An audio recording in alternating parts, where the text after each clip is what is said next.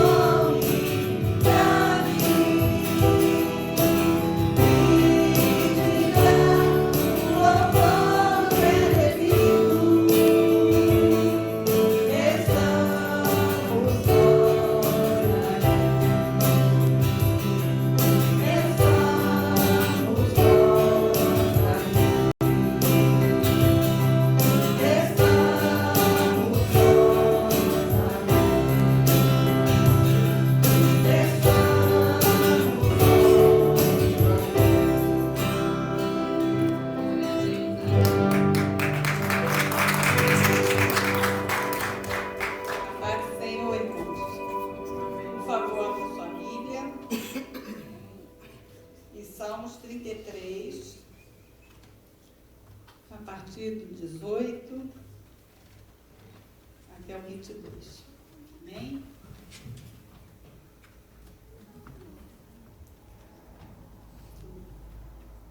Eis que os olhos do Senhor estão sobre os que eu tenho, sobre os que esperam na sua misericórdia, para livrar a sua alma da morte e para conservar vivos na fome. A nossa alma espera no Senhor. Ele é o nosso auxílio, o nosso escudo, pois nele se alegra o nosso coração, porquanto temos confiança no seu santo nome.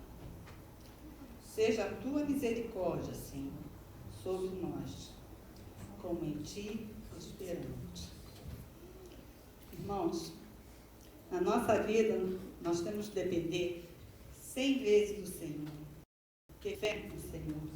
Seja o que for que nós possamos, Ele está sempre conosco. Ele é um Deus maravilhoso, amém? Oremos. Querido Deus, eterno Pai, santificado seja o teu santo nome. Estamos aqui, Senhor Deus, para te adorar e bendizer teu santo nome. Muito obrigado por tudo que o Senhor tem feito por nós, Senhor Deus. Muito obrigado, Senhor Deus, pela semana, Senhor Deus, que nós trabalhamos, Senhor Deus, e por essa semana que está começando. Eu sei que vai vir neve, muitos não vão poder trabalhar amanhã, mas o Senhor está no controle de tudo. O Senhor não vai deixar faltar nada em nossas vidas. Muito obrigado em nome de Jesus, pela tua santa misericórdia em nossas vidas. E aqueles, Senhor Deus, que vão ter que trabalhar amanhã, guarde debaixo de tuas asas, proteja de todo mal, em nome do teu Filho amado, querido, o Senhor Jesus. Amém. Quero mais,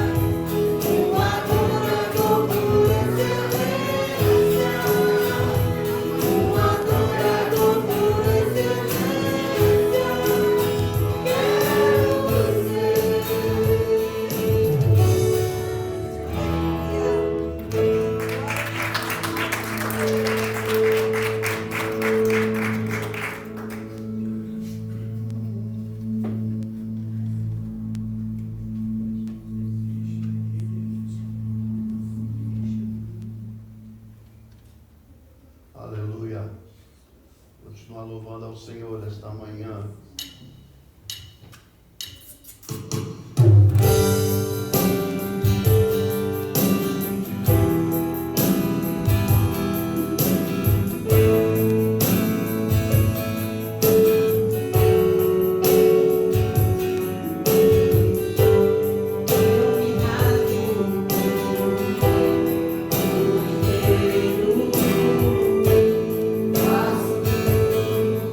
Mas tem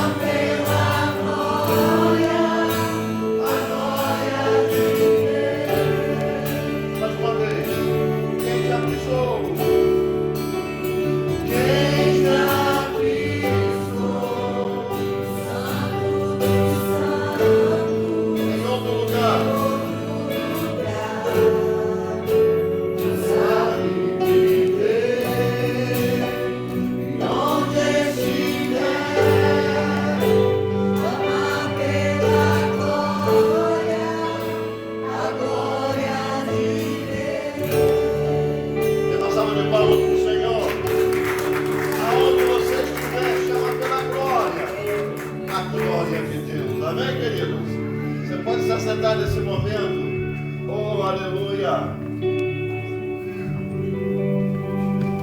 Aqui estamos, Senhor, nesta manhã, para dar a Ti honra e glória e o nosso louvor. Amém, igreja? Bom dia àqueles que ainda não tiveram a oportunidade de dar o meu bom dia. Quero dizer para você que é um prazer tão grande ter você junto conosco nessa manhã. Você que venceu a neve, ainda não caiu, mas venceu. Tem uns que já se derrotam antes dela cair, né? Você não, você venceu a neve, chegou aqui. E o que fazer, né, irmão? A gente mora num estado, num país onde na nossa área neva, né? Então, quem já está aqui depois de 2, 3 anos já acostumou com a ideia, né? Já acostumou. Então, se bem que o pior ainda está por vir, né? O pior, em termos do dia, a neve mais pesada, vai ser para a noite e amanhã o dia todo. Amanhã de manhã, talvez alguém vai ter que sair de qualquer jeito, né? E aí vai ter que perder o medo, porque tem que trabalhar. E quando toca no trabalho, a gente vence qualquer coisa. Não é verdade? Mas tem que ir, né? Porque senão depois fica difícil.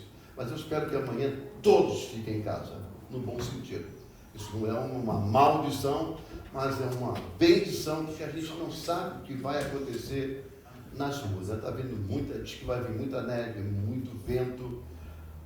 Enfim, a gente já conhece isso tudo, mas ficar fora da estrada é melhor, né? Corre o mesmo risco. Quem trabalha em construção, do lado de fora não vai trabalhar. Quem no teatro está aberto também não vai trabalhar. Mas tem uns que trabalham dentro. Já está a casa quase que formada, já tem que ir, tem que pintar, mas tem que ir. O problema não é trabalhar, mas é chegar no trabalho. Então, espero que todos fiquem em casa amanhã no bom sentido, que o Senhor possa suprir as necessidades de cada um por esse dia que vai ter. Infelizmente, eu digo infelizmente pelo fato de, espero que ninguém perca o dia, né? Amanhã eu vou para a praia. Quem quer ir para a praia, é só me seguir, eu vou para a praia. Não tem sol, mas eu vou para a praia. A praia está lá, boto minha cadeirinha e sento lá, ué. Não tem praia? Tem praia. Agora sol é outra coisa. Vou levar a barraca, vou levar uma churrasqueira, vou levar um livro para ler, vou ficar exposto ao gelo. O gelo também não usei, irmão. E muito, chega a ficar roxo.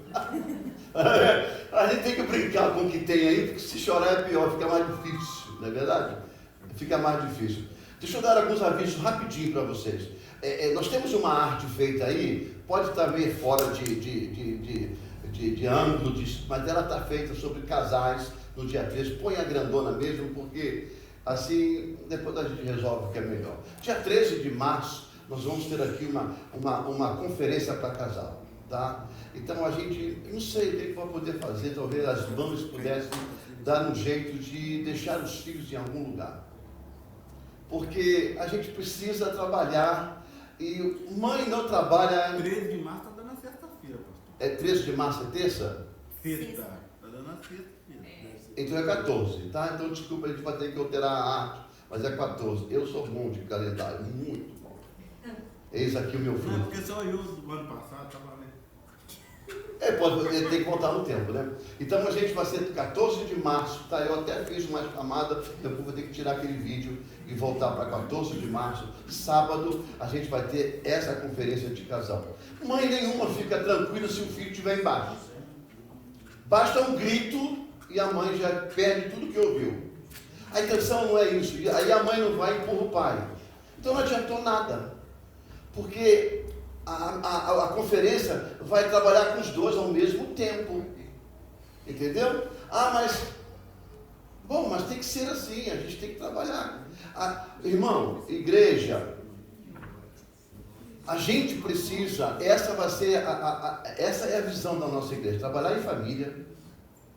E para aqueles que estão cansados de viver a igreja, que é cheia de evento. Às vezes a igreja é tão cheia de eventos e as famílias continuam do mesmo jeito. As pessoas entram ali no evento da igreja, pula, dança, recebe, arrepia, tem revelação do pregador, do pastor, seja de quem for, da missionária, cheio de revelação. Tem muitas famílias que vão para casa com problema do mesmo jeito que chegou. E às vezes até pior. Porque não tem ninguém que conserte. A gente precisa consertar. Igreja é para Deus consertar a família. Não existe família perfeita. Nós não somos perfeitos, nós temos defeitos. Então, Deus quer consertar os nossos carrapichos, quer consertar, quer dar uma forma diferente para... mas eu vivo muito bem com a minha esposa. É porque muita coisa você empurra para debaixo do tapete. Mas a minha esposa empurra por debaixo do tapete, porque tem coisas que você não tolera, mas finge que tolera, mas daqui a pouco está jogando no rosto. Você está entendendo? Tem gente que na hora não explode, mas depois vai fazendo. Irmãos, olha aqui, na psicanálise a gente trabalha muito com isso, a gente está aprendendo. Tem pessoas que não mostram nenhum tipo de reação do conflito, mas ela gradativamente ela vai manifestando com atitudes o seu repúdio de situações que aconteceram e que elas não explodiram na hora. Então, trabalhando nisso, no que eu estou aprendendo, trabalhando no que a igreja, eu posso trazer para a igreja, a gente vai trabalhar nessa área. Porque uma família forte, um casal forte, é uma família forte. E a igreja é forte. Então, a gente precisa ajudar dessa forma. Então, a gente vai ter essa conferência. Não tenho nada contra as crianças, eu queria ter um outro espaço fora do santuário, que pudesse ter as crianças lá nos campos, alguém tomando conta, trabalhando com eles numa boa, queria eu, mas a gente não tem, porque a gente vai fazer aqui e vamos ocupar a parte de baixo. Não adianta, a parte de baixo, se a gente botar as crianças aqui em cima e fazer aqui em cima, as mesas tudo montado, basta um grito, vai todo mundo correr lá para baixo. O negócio que teria que ser bom se fosse as crianças ficassem fora do prédio da igreja. Alguém tomando conta. Então, se vocês puderem administrar bem essa situação, tá? Deixar com alguém que você confia, na casa de parente ali, seria muito bom. Olha, será muito bom. Você está aqui desprendido, né? O casal está aqui, somente o casal.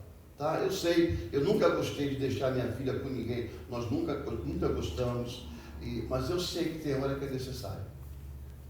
Porque se acontecer uma coisa de saúde, sua mulher ficar no hospital, você vai ficar lá, seu filho não vai ficar com você o tempo todo. Você vai ter que deixar com alguém, para ficar com a sua esposa, com o seu marido no hospital. Não é assim? Tem necessidade que a gente tem que negociar com ela. Se essa vai ser, graças a Deus, não é uma doença, mas é algo bom para a saúde do casal. Eu sou solteiro, mas eu tenho um amigo meu que pode vir, traz seu amigo, vem o casal. Vai falar com os dois, vai falar, vai ter coisa que vai falar de casal, mas você vai aprender na sua próxima relação com alguém que você tiver, você pode aplicar, e a pessoa também, tá? Então nós vamos abrir inscrição, as inscrições já vão estar abertas, eu vou deixar eu vou aprontar daqui a pouco a ficha de inscrição, bota seu nome ali, participa, depois a gente vai ter uma recepção lá embaixo para o casal, vai ser 14 de março, só falar 13, me perdoe, 14 de março. Good news. A gente recebeu algumas doações fora dos dias que a gente fez cantina de propósito para televisão. Olha como é que as coisas são boas. Uma coisa se associa com a outra para o bem de uma causa. Nós trabalhamos com uma companhia de seguro, que eles têm um plano de negócios assim. Eu preciso dizer isso para vocês. Quando você termina de pagar o ano, sabe, 6 meses, eles te dão 2 meses de carência. Ou seja, você fica coberto, mas você não precisa pagar. No 3º mês começa a renovação e aquilo vai estendendo.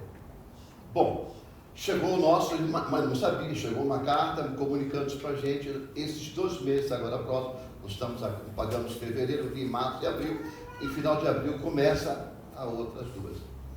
Nós recebemos uma doação, entrou pelo aplicativo, a pessoa pede para não se manifestar o nome, eu não vou dizer, respeito. Cavalo dado no Senhor dos Deis, como é que se diz lá no Brasil, né? Então as coisas, não vai revelar, não tem necessidade de revelar, entrou. Então, eu trouxe aqui, eu preciso dizer isso para vocês, porque a gente sempre comunica. Olha aqui, ó, a nossa despesa foi 2.412, as televisões todas. O primeiro pagamento nós enviamos 701, mas depois do primeiro pagamento chegou a doação de 300. Então, nós mandamos $1.000. Então ficou 1.412, não é isso? Mandou 1.412. Tem os juros. Eu estou tirando os juros fora, tá bom? Na última campanha que nós fizemos, Nós recolhemos 539, segundo pagamento, 539, tá? 539. É o que eu fiz? Eu peguei, vou pegar uma parcela dessa que a gente não vai pagar, vou acrescentar e a gente vai pagar 859 na segunda parcela, que está indo agora. Então, de 1.412, você diminui 859, vai ficar somente para pagar $553 do geral. $553, quando chegar o mês de março, o que eu faço? Eu pego a segunda parcela que a gente não vai pagar do seguro e pago, a gente não precisa mais fazer campanha nenhuma, e aí a gente tem... Não, vai sobrar um dinheiro, porque... Não sobra não, porque é $400, 397 a mensalidade do seguro da igreja. Para 500 vai sobrar, vai faltar $100 e poucos, vai sobrar, vai faltar, no caso. Aí a igreja põe e a gente fecha, porque nós estamos numa fase difícil, inverno, então a gente esquece por aí as televisões. Graças a Deus, eu acho que Deus nos supriu de uma forma ou de outra, e a gente pagou. Acho que o importante é isso, né? De uma forma ou de outra. Então, se você não vê mais nenhum papel aqui, se você não vê mais nenhuma cantina especial para televisão, não se preocupe, a gente já deu uma satisfação para você, graças a Deus. Louvado seja o nome do Senhor Jesus. A igreja é uma boa pagadora, graças a Deus, tá? O que eu fiz? Eu tive que lacrar gás, luz aqui da igreja num budget, num orçamento do budget, porque aumentou muito o gás por causa desse frio que teve louco aí, e aumentou também a luz. Então eu isolei, fechei tudo no budget, então o ano todo. Ou seja, o que nós pagamos vamos pagar em excesso agora no inverno, no verão a gente não usa o heating, a gente paga a taxa única, $85. Então o nosso budget vai chegar no final do budget, a gente talvez até que não tenha que pagar nenhuma prestação, nenhuma conta naquele mês, porque o budget lacra, chega no final, a gente faz a soma e vê que você pagou a mais, porque vai pagar todo mês a mesma coisa, pagou a mais, aí a gente deixa isento de uma conta, talvez de duas. A luz é do mesmo jeito. A luz é um pouquinho mais especial, porque a luz que gasta agora, gasta no verão, talvez um pouquinho mais para no ar-condicionado. Tudo isso, irmão, para poder ajudar a igreja, ajudar a gente e a gente não se apertar. Nós estamos pagando, estamos em dia, não devemos a ninguém, não temos o nariz em pé, mas temos o coração e a mente tranquilas. Somos em ti, graças a Deus. Satisfação? Satisfação precisa dar para vocês. Tá bom? Então as crianças vão estar descendo nesse momento, né? As crianças vão estar descendo. No final a gente vai cantar parabéns para o aniversário, né? Eu ia fazer uma messe entre os dois, sabe? Eu cheguei a fazer a arte. Aí quando eu pensei na Michelle, eu digo, e semana que vem é Michelle. Aí quando eu olho para o próximo aniversário, eu digo, meu Deus, eu ia lançar o Davi. E aí ia dar um problema seríssimo com o Miguel. O Miguel ia ficar chateado comigo, ia ficar até querer puxar minha orelha, não é verdade? Aí eu fui, já peguei a arte, trabalhei, troquei, botei, escapei por pouco. Não, é verdade, a gente fica acelerado. Então as crianças estão descendo com Kelly. Os adolescentes também, desculpa, os adolescentes também vão estar descendo com Kelly nessa manhã, lá para a parte de baixo, para ter uma aula especial com ele ali. E a gente vai ficar aqui ouvindo a mensagem do Senhor. Quero convidar o nosso irmão Jeter, nesta manhã, vai estar ministrando a palavra do Senhor. Nós não queremos dar ele o tempo necessário para ele ministrar a palavra do Senhor, e que a gente possa sair daqui também no nosso horário tranquilo, né? Ele me pediu 1h15. Você sabe uma coisa? A primeira pregação minha, a segunda. A primeira quase me expulsaram, mas a segunda eu planejei pregar meia hora. Em 10 minutos eu já estava concluindo, com medo de falar o que eu tinha que falar, porque tem uns textos que são horríveis, mas tudo bem. Pai, eu te entrego a vida do teu filho, lógico, na tua presença ele já está. Ó Deus, que o teu Espírito o conduza nos caminhos que o Senhor deseja. Quanto a nós que estamos ali embaixo, abra o nosso coração e o nosso raciocínio intelecto, para que a gente possa ouvir, entender e o mais profundo de tudo, aplicar na nossa vida. Obrigado pela vida do Jeter nessa manhã. Te agradecemos em nome de Jesus. Amém. Pastor Adão, segura o coração aí, filho. Ele deve estar lá nos olhando já. No mínimo, cumprimenta a igreja com a paz do Senhor. Tem água para você? Tem? Estou muito feliz. Camila. Tem um fundinho. Parei. Tem aí, eu deixei no fundo.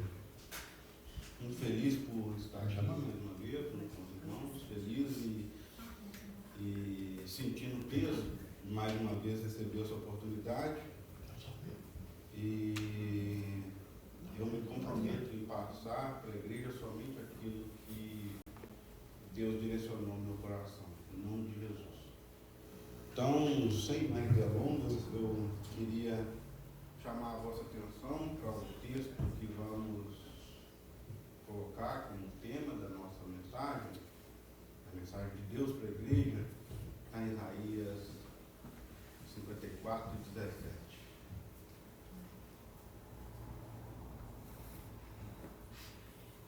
Vou ser bem breve hoje, viu, pastor?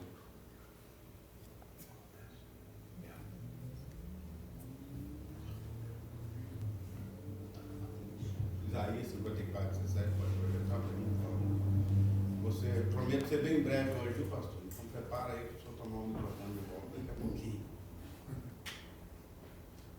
Isaías 54, 17 está escrito: toda ferramenta preparada contra ti não prosperará, e toda língua que se levantar contra ti em juízo, tu a condenarás.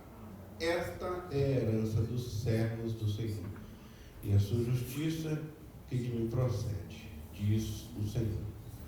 Essa mensagem veio a nós através do profeta Isaías. Ele profetizava em um tempo de paz, um tempo de tranquilidade. O capítulo 54 inteiro é Isaías consolando o povo de Israel. Apesar de estar em um tempo de prosperidade, Isaías já estava profetizando que viria períodos de aflição para o povo de Deus, período de cativeiro. Isaías, especificamente nessa passagem, ele estava se referindo ao cativeiro babilônio, e ele já estava falando do final desse cativeiro, que Deus ia permitir que o povo fosse para aquele cativeiro, porque o povo precisava de correção, mas que Deus não deixaria o povo de Deus envergonhado, o povo judeu envergonhado, e que Deus iria restaurar o povo, e que nenhuma arma forjada contra o povo ia prosperar. Ele profetizou isso 200 anos antes de acontecer, quase 200 anos antes de acontecer o cativeiro babilônio. E isso acontece, e da mesma forma, do jeito que ele profetizou, isso concretizou. O povo foi liberto do cativeiro babilônio e estava vivendo sobre o domínio do Império Persa, que era um império já que era mais tolerante com o povo de Deus. Ao longo da história do povo de Deus, nós vamos ver que em diversos momentos o povo de Deus é perseguido, é odiado, o povo judeu principalmente é odiado, e essa perseguição ela acontece em diversas fases da história. No Egito, no Império Babilônio, no Império Persa, nós vamos ver que houve também perseguição ao povo de Deus. Na história recente nós vimos que houve a Alemanha nazista de Hitler, tentou também contra o povo judeu. E nós vemos no decorrer da história, mais de 2000 anos após a morte de Cristo, nós vemos que a profecia de Isaías, falando que as armas preparadas contra o povo de Deus não prosperariam. Essa introdução é só para a gente entrar na história, no livro que nós vamos apreciar hoje. Quando estava pensando o que traria para a igreja no dia de hoje, meu estilo de pregar é um pouco diferente, eu não me considero pregador. Eu acredito que a minha vocação é mais para a área do ensino. Então, quando eu estava pensando o que trazer para a igreja na manhã do dia de hoje, eu pensei no livro de Esther. É um pequeno livro da Bíblia, de 10 capítulos, é uma leitura rápida. Aconselho que os irmãos leiam o livro de Esther. E nós vamos ver que, mesmo anos após a profecia de Isaías, mesmo Deus já tendo cumprido a sua palavra, no final do cativeiro babilônico, Deus continuou cumprindo a palavra dele através dos tempos. E lendo a história de Esther, eu consegui ver diversos aspectos que eu ainda não tinha prestado atenção. Não sei se os irmãos lembram, a última vez que eu tive a oportunidade de pregar aqui, eu preguei sobre o livro de Jonas, também um livro curto de 4 capítulos, e dessa vez eu parei para debruçar sobre a história de Esther, uma história muito conhecida, mas que eu ainda não tinha tido contato com todos os detalhes, talvez me passou despercebido. E Deus usa situações corriqueiras dentro desse livro para ele fazer cumprir todas as promessas dele para o povo dele. O povo judeu, o povo de Deus, a gente se confunde muito quando fala do povo de Deus, o povo de Israel, o povo judeu, mas nós podemos falar que essa promessa se estende a nós. Essa promessa não é somente para aquela nação específica, ela se estende a nós, porque quando Jesus veio, ele mostrou para o mundo a missão que Israel tinha diante de Deus, e que o evangelho não ficaria restrito a Israel, eles seriam embaixadores, e que as promessas também nos alcançariam como gentios. E as promessas que estão na Bíblia a respeito de Israel, a respeito do povo de Deus, elas vão nos alcançar, porque nós também somos povo de Deus pela promessa de Deus. Então, quando eu estou olhando o livro de Esther, eu começo a ver uma história digna de uma boa novela, uma boa série. E há poucos anos atrás, a Record teve até uma novela da vida da Rainha Esther. E eu consegui ver em diversos momentos, mesmo sendo um livro que não cita o nome de Deus em momento nenhum do livro, eu consigo ver em diversos momentos Deus interferindo de maneira explícita na história para levar o povo. A Esther, para quem não sabe, ela era uma jovem judia, órfã, não tinha os pais, criada por um primo assumiu a criação de Esther, e esse primo vivia em Suzã, que era a capital do Império Persa. Esse primo, chamado Mardoqueu, ele ocupava uma posição à porta, a Bíblia fala que ele ocupava uma posição à porta do palácio, não era um porteiro comum. Alguns estudiosos falam que ele era um escriba, e ocupava uma posição já melhor na porta do palácio. E por estar nessa posição, ele conseguia ter informações privilegiadas, saber de muitas coisas antes que aquilo se tornasse notícia por todo o reino. O Império Persa, naquela época, era governado pelo rei Assuero. Mesmo o rei tem o nome de Xerxes na história, é um nome persa. E esse rei dominava por 127 províncias. Segundo relatos, o reino era maior que a Europa moderna. Então, o Mardoqueu, por estar à porta do palácio, ele sempre tinha informações privilegiadas, ele sabia o que acontecia.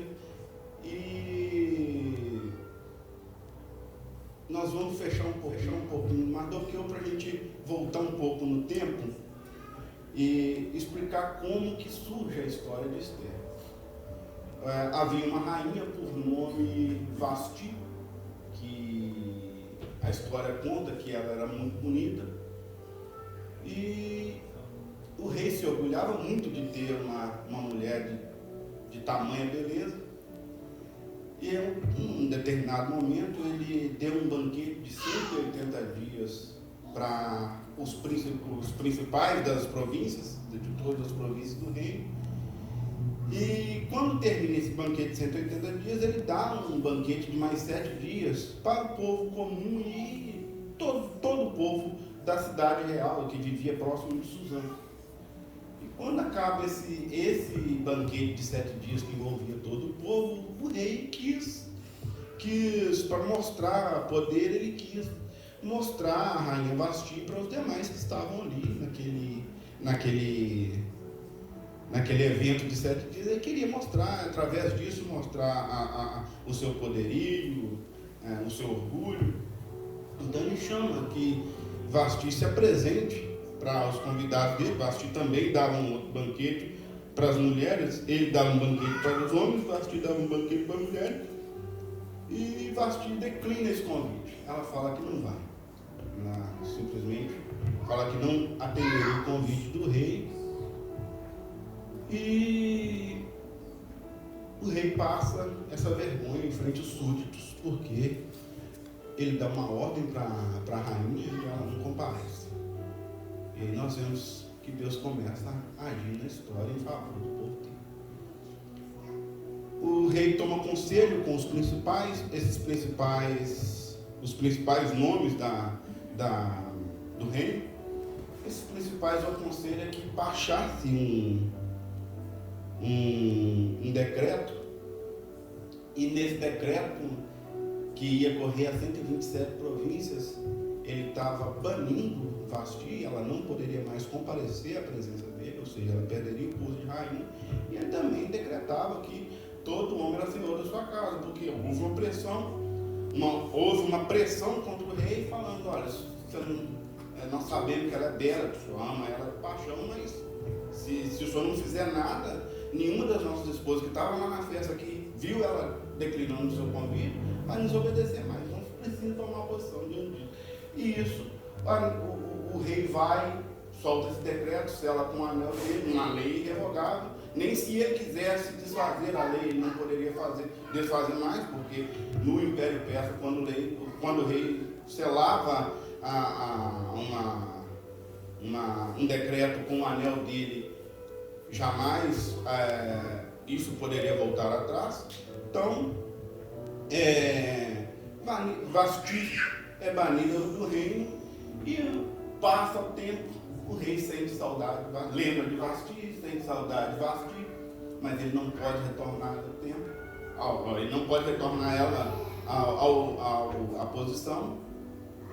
Então, alguém viu ele naquela situação e sugeriu que ele fizesse um concurso dentro do reino e levasse as jovens, as virgens do reino para um concurso, e a que ele gostasse mais, ele a tornaria rainha. E Mardoqueu, à porta do palácio, sabendo disso, ele prepara a prima dele para isso. E um dos conselhos que ele dá para ela: olha, você vai participar do concurso, mas em momento nenhum você revela a sua origem. Participa do concurso normalmente. E nós vemos a obediência de Esther. Ela entra nesse concurso. A Bíblia, o livro de Esther conta com muito detalhe como que foi a preparação disso, e como ela se comportou. E um detalhe importante foi a obediência dela, o direcionamento do primo, de não contar sobre sua origem lá dentro do palácio. E a Bíblia fala que ela alcançou um favor do eunuco que tomava conta das virgens, que esse eunuco achou graça na humildade de Esther, e a favoreceu, colocou 7 servas a serviço de Esther, e esse eunuco passou a tratar ela de maneira especial e colocar ela chegou a colocar ela num dos melhores aposentos. E vem a época em que o rei iria levantar a nova rainha. E chega a vez de Esther ir ter com o rei. E acelerando um pouco a história, ela, pela obediência do que ela tinha tido tanto altiva, uma característica muito importante de Esther é a obediência, porque não tio, me perdoe, ao primo. Ela obedece ao primo, um direcionamento do primo de não falar a sua origem, e também obedece ao eunuco, quando o eunuco a direciona e fala com ela: olha, chegou a sua vez, mas você não vai pedir nada para o rei, porque você não vai pedir nada para ir ao encontro do rei, porque elas tinham o direito de pedir o que quisessem para ir ao encontro do rei. Você não vai pedir nada, você só vai. Então, ela mais uma vez tendo a oportunidade de tomar uma vantagem, ela não toma vantagem e decide obedecer. E mesmo sem ter um privilégio a curto prazo, ela decide obedecer. Às vezes nós recebemos direcionamento de Deus por não entender como será o desfecho daquilo. Nós decidimos por não obedecer o direcionamento de Deus. Que nós possamos todos os dias pedir a Deus discernimento para entendermos quando Deus está nos direcionando e confiar que quando Deus nos direciona em determinada situação, Ele vai cumprir o propósito dele nas nossas vidas. Então não esteja ansioso. Quando Deus te der uma ordem, quando Deus te fale, siga pela direita, por mais que aquilo aos seus olhos não seja tão atraente, siga a direção de Deus, porque a vitória virá lá no final, você pode ter certeza disso. Então Esther tem com o rei a ama Esther e a levanta rainha do Império Persa. A história conta que ele faz um banquete, um banquete de Esther, e uma judia, sem que o povo soubesse, uma judia foi levantada rainha dentro do Império Persa. E fechando um pouco essa nossa história sobre Esther, depois que ela é levantada rainha, o rei também levanta Amã. Amã, cuja família, os ancestrais, cuja árvore genealógica já era historicamente contra o povo de Deus, ele é levantado como o principal entre os príncipes, ou seja, abaixo do rei era Amã, depois os demais príncipes, uma espécie de primeiro-ministro. Ele é levantado como primeiro-ministro e foi tomando notoriedade perante o reino, e quando ele foi levantado desse posto,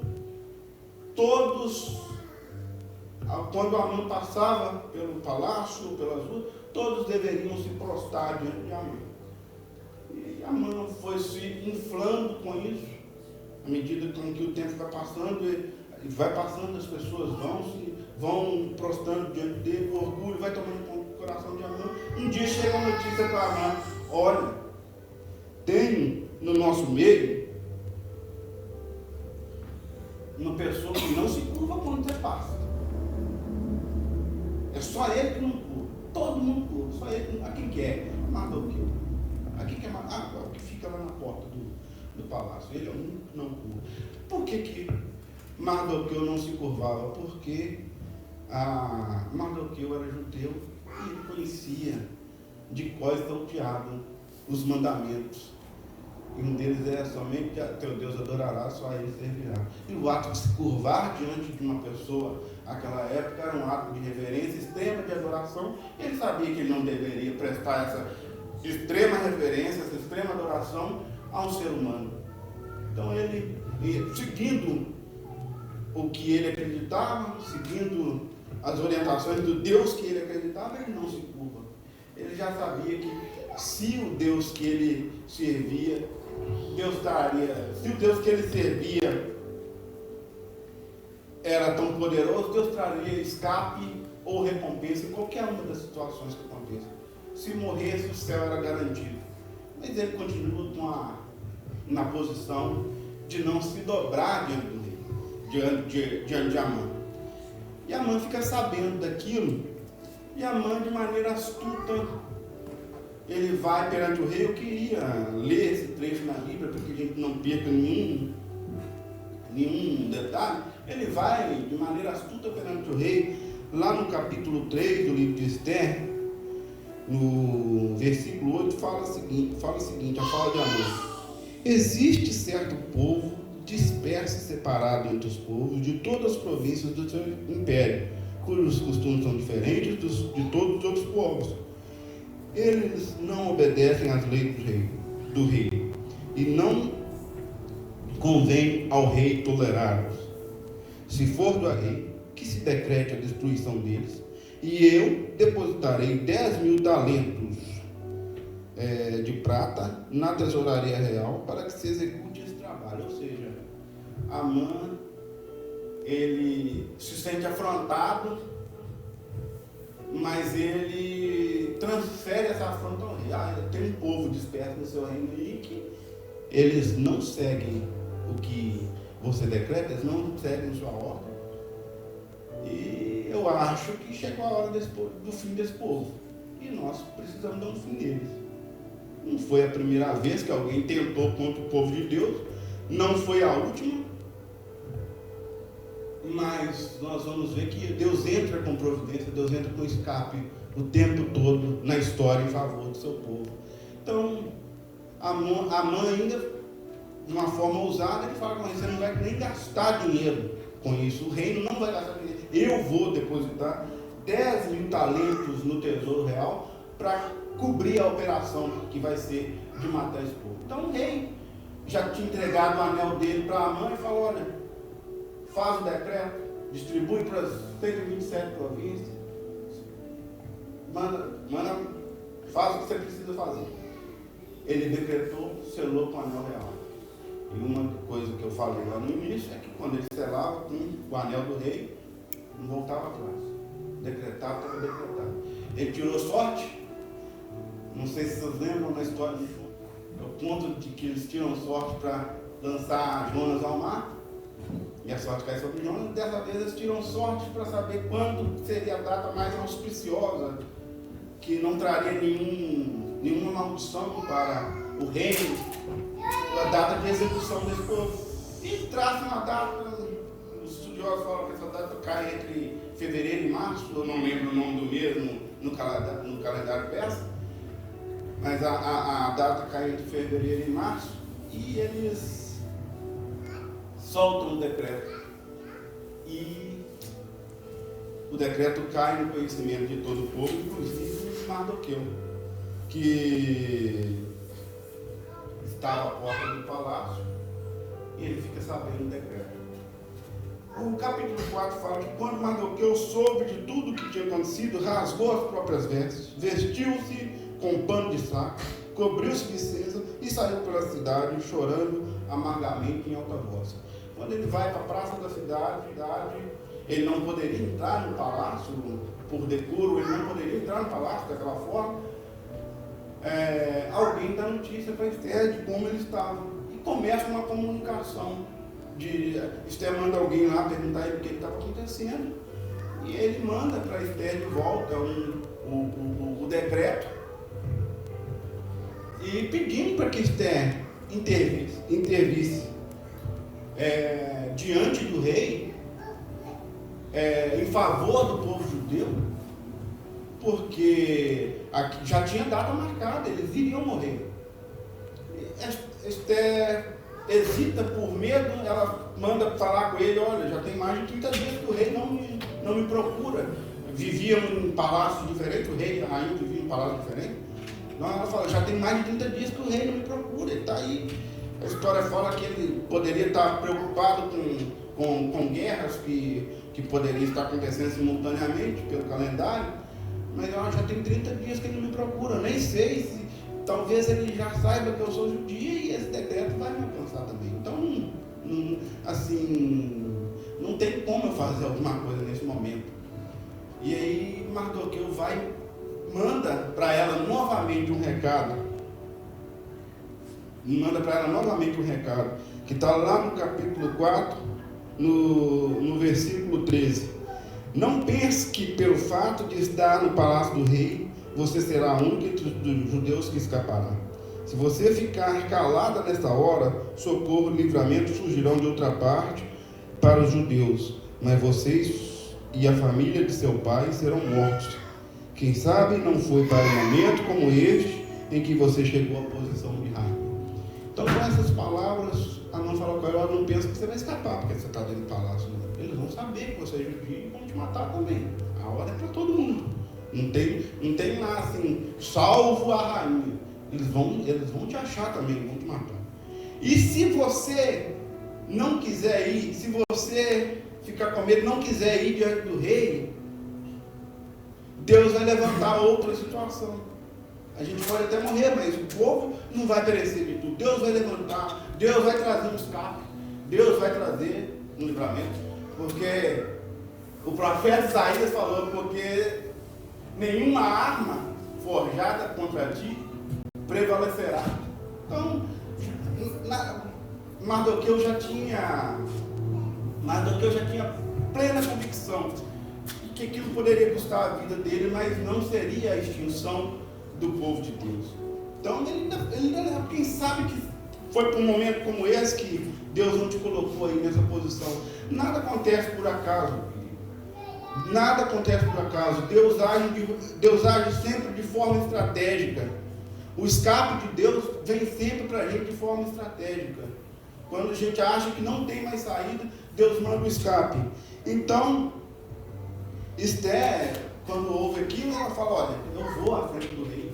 E no costume, quem chegasse à frente do rei sem ser convocado, sem ser convidado, essa pessoa morreria, a salvo que o rei apontasse o cetro de ouro em direção àquela pessoa. Então ela convoca um jejum entre ela e a serva dela e manda um recado para Mardoqueu que se convoca um jejum entre o povo judeu também. E o povo jejua durante, se não me engano, 3 dias, e ela toma posição e vai à frente do rei. Irmãos, tem coisas que a gente precisa orar para a gente repreender ou para a gente alcançar o favor de Deus. Mas tem coisa que é só com jejum e oração. Então, dada a complexidade daquela situação, ela convoca um jejum de 3 dias.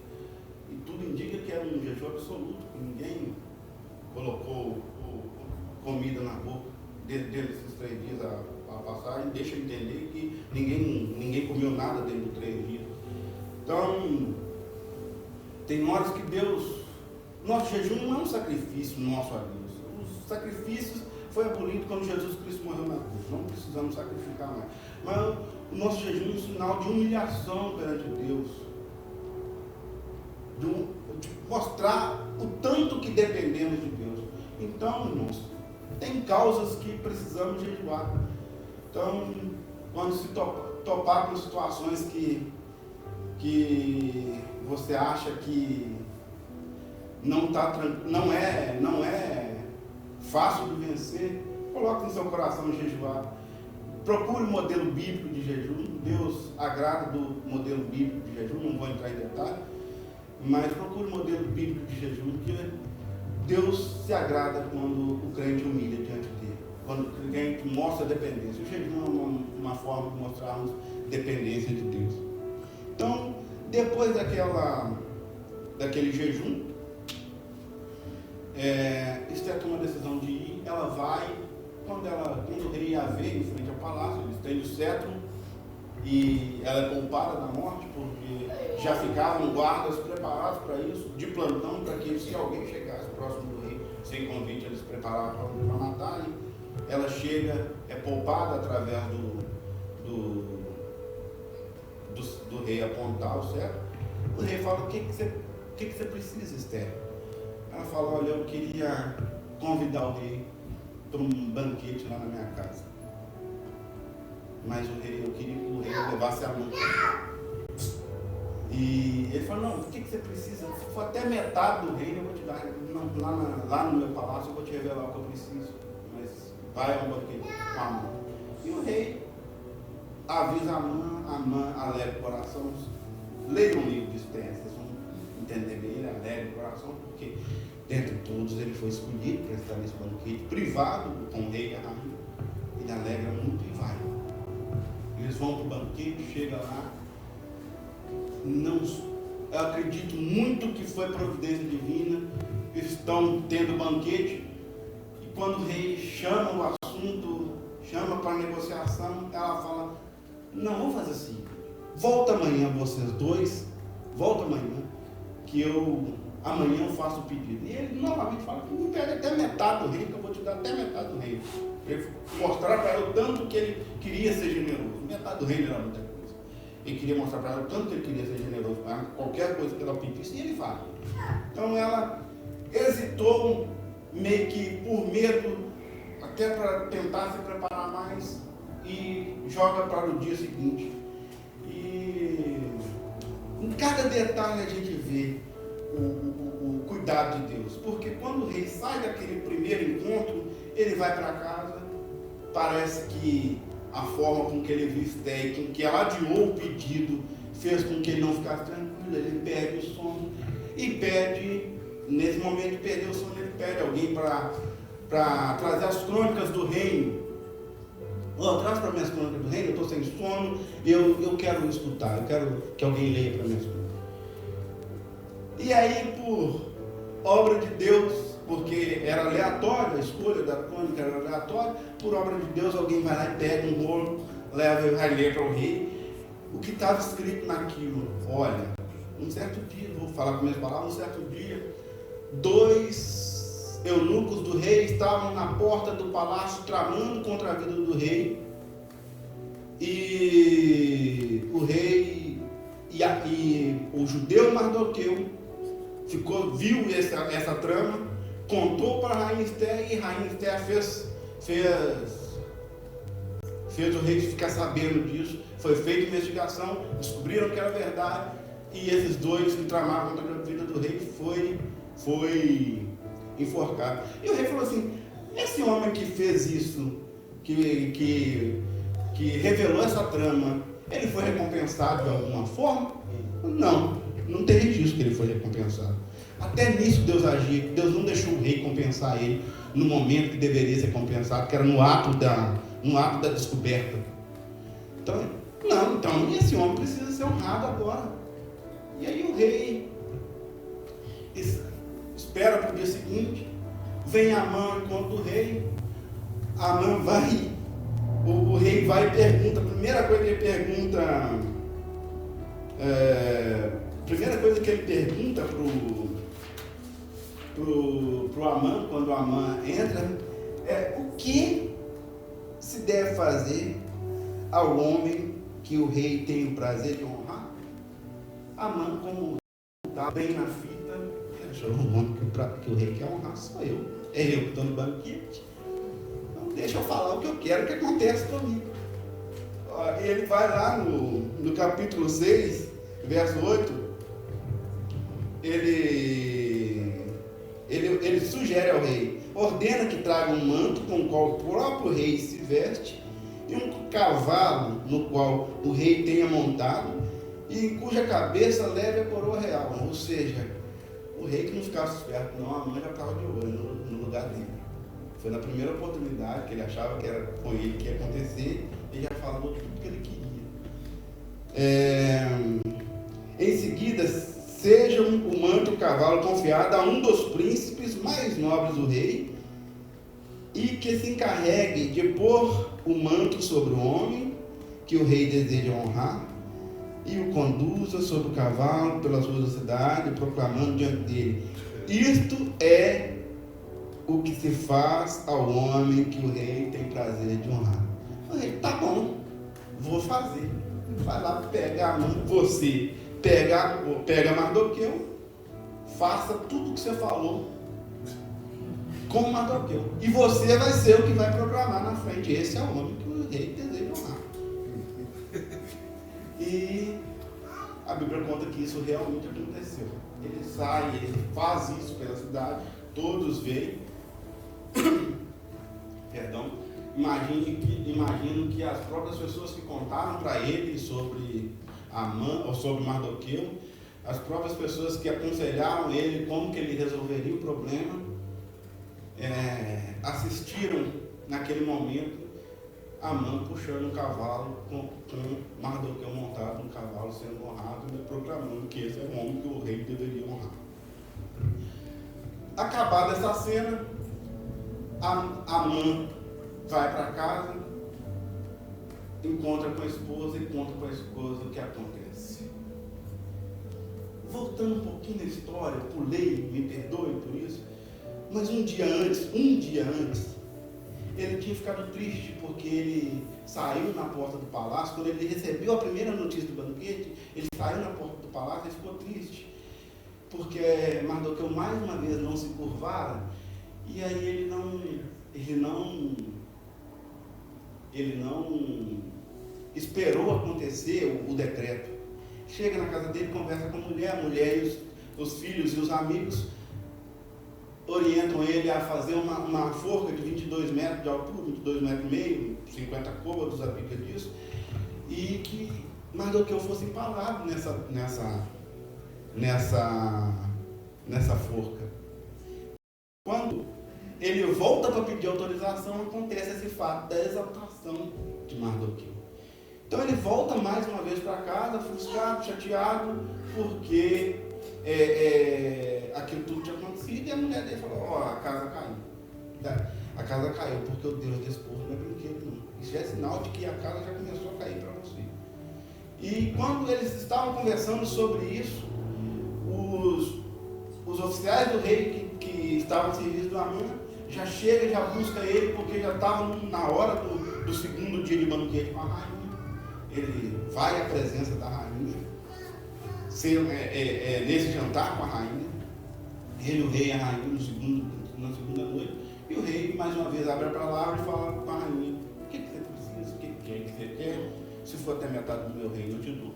Ele fala: olha, ela vai, nessa segunda noite, ela abre o coração e fala para o rei. Vou ler o capítulo 7 e o versículo 3. Se posso contar com o favor do rei, e se isso lhe agrada, poupe a minha vida e a vida do meu povo. Ali naquele momento ela estava revelando ser judia. Este é o meu pedido, o meu desejo, porque eu e o meu povo fomos vendidos para o extermínio, morte e aniquilação. Se apenas estivéssemos sido vendidos como escravos e escravas, eu teria ficado em silêncio, porque nenhuma aflição como essa justificaria perturbar o rei. Ou seja, se fosse até como escravo, eu não tinha com esse assunto para te perturbar, não. Mas eles vão ter contra a minha vida e contra a vida do meu povo. Mas como assim?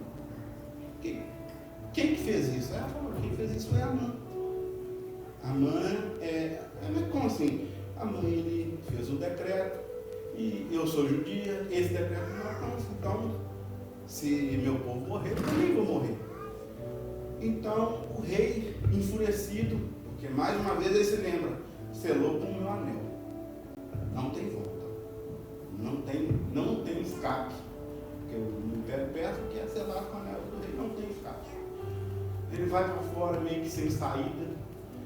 E mais uma vez a gente vê providência divina, porque quando ele volta de imediatamente, quando ele volta para dentro irado, que ele sem saber o que faria, ele vê Amã debruçado no divã da rainha. Ele interpreta a cena de uma maneira, acredito que equivocada, porque Amã, ao debruçar, ao cair no divã da rainha, ele estava suplicando pela vida dele, que ele já tinha visto que ele iria morrer. Ele suplicando pela vida dele. O rei vê aquela cena, ele ainda vai, o rei, de maneira equivocada, fala: ainda vai cometer um absurdo de violentar a minha esposa, a minha rainha na minha frente.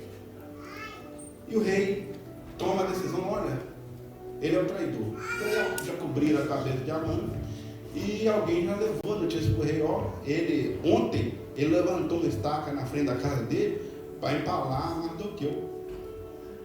Então o rei falou assim: pois bem, pode levar ele. pendura ele na mesma estaca que ele empalou Mardoqueu. E o escape vem, mais um escape vem, e a história conta que Amã é empalado na forca com que ele prepara para Mardoqueu. A gente pensa, a história termina aí, a história não termina, porque havia um decreto a ser cumprido, que o povo já estava preparando para o extermínio do povo de Deus, do povo judeu. Esse decreto não voltava atrás. Então, o rei, de maneira estratégica, fala: olha, o meu decreto não volta atrás, mas eu vou assinar nós vamos pensar em um novo decreto. E aquele anel que estava com Amã, que dava autoridade a Amã, ele retira e passa para Mardoqueu. Mardoqueu passa a ser o primeiro-ministro da Pérsia, o segundo homem mais poderoso do reino da Pérsia. Ele fala: nós vamos dar direito de defesa aos judeus. Então, historiadores falam que isso aconteceu 9 meses depois. Então, em 9 meses, os judeus teriam o direito de se preparar para isso, treinamento militar, e para se defender dessa ofensiva que iria ocorrer. E a Bíblia fala que a data chega, mas quando a data chega, Mardoqueu já tinha um respeito muito grande em todo o povo persa, e os judeus vencem essa batalha, matam as pessoas que programavam exterminar o povo judeu, e ao contrário do que o decreto falava, que eles tinham o direito de tomar os bens, eles não tomam os bens, eles deixam os bens. Até a descendência de Amã foi 100% exterminada nesse dia. Os 10 filhos de Amã foram 100% exterminados nesse dia, e aí dá origem à festa de Purim, porque eles lançaram sorte. Então os judeus pegam o nome e fazem um trocadilho e falam Purim. Vamos celebrar esse momento que Deus nos livra de um decreto que não tinha reversão. Então, quando Deus está a nosso favor, irmão, pode levantar governo, pode levantar imigração, pode levantar quem for. Quando está a nosso favor, não tem quem se levante. Não tem quem se levante. Ele traz o escape que nós tanto precisamos nesse momento. Ele virá do Senhor. Deus já desenhou cada cena, mas para que Deus concretize o escape que Ele tem para a minha vida, para a sua vida, para a sua família, uma característica importantíssima que Esther tinha, que nós precisamos ter, é a obediência. Obediência às diretrizes que Deus nos dá. Nenhuma arma forjada contra nós vai prevalecer. Essa promessa, ela está vigente para nós hoje. Ela está vigente para a sua casa. Se você crê, se você for obediente ao mandato de Deus, pode ter certeza que a promessa de Deus vai te alcançar. A promessa de Deus vai te alcançar. Nenhuma arma forjada contra ti prevalecerá, diz o Senhor dos Exércitos. Amém? Eu gostaria que a igreja ficasse de pé e nós vamos louvar a Deus com o inimigo tenta laços e embaraços pra me envergonhar, mas não vai, porque eu não estou sozinho nessa guerra, está comigo, braço forte do Senhor, aquele que acalma o vento, aquele que aquieta o mar, que tira a força do fogo, faz o tempo jejuar. O Deus que derruba as muralhas, da série faz mãe de filhos, é o mesmo que brada do alto, não temas, estou contigo. Deus já tem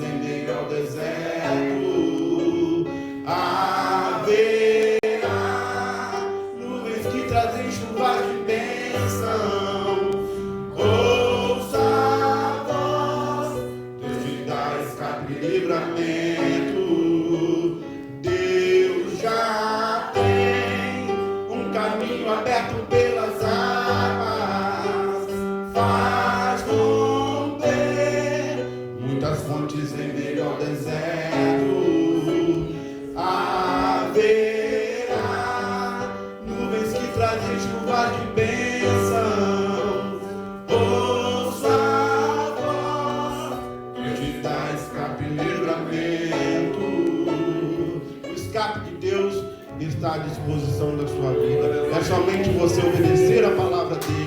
É somente você andar no caminho dele, buscar dele, será providenciado para você no momento certo, na hora certa.